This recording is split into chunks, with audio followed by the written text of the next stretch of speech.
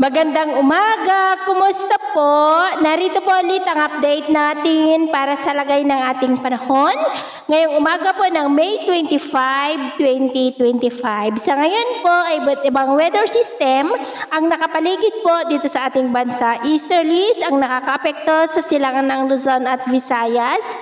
At mayroon pa rin pong intertropical convergence zone na nag-i-extend sa may Mindanao at mayroon pong northeasterly surface wind flow dyan po sa may extreme northern Luzon, lalo na po sa may Batanes. At sa huling mga araw po ng buwan na ito, ay posibleng maramdaman na natin ang mahinang bugso ng hanging habagat, and by next month, ay tutungo na po tayo sa habagat season o yung tag-ulan season po. At ito naman ay pinapakita ng forecast model natin pong ginagamit hanggang po sa susunod na 2 linggo.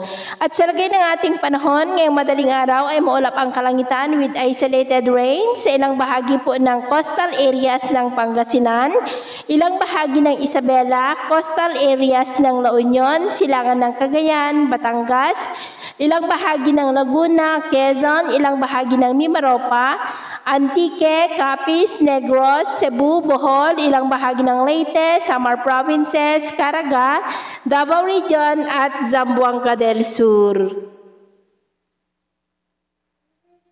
At mamaya ay sisikat naman ang araw sa malaking bahagi ng ating bansa, pero may banta po ng malalakas na ulan dyan po sa may Davao Region, Caraga, ilang bahagi ng Palawan, Panay Island, Negros, Cebu, Bohol, Leyte, Samar Provinces, Bicol at Lobo, Batangas. At mamayang hapon, may banta pa rin po ng malalakas na ulan dyan po sa ilang bahagi ng Palawan at cloudy skies with isolated rain sa ilang bahagi ng Davao Region, Soxargen, Zamboanga Peninsula, Lanao del Norte, Antique, Masbate, Northern Samar, Ilocos Region, Cordillera Administrative Region, at ilang bahagi po ng Cagayan. Kaya kung lalabas tayo sa ating matahanan, ugaliin lamang po natin lagi ang magdala ng kahit na anong panangga natin sa init ng araw at proteksyon na rin po sa mga biglaang buhos ng ulan.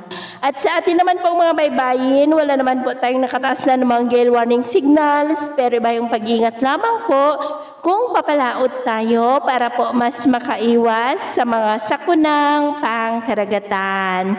So, yun muna ang latest update natin sa araw na ito. At pumili si James na nagsasabing sa kahit na pagsubok po na darating sa ating buhay, huwag po tayong mawawalan ng pag-asa. Thank you and God bless!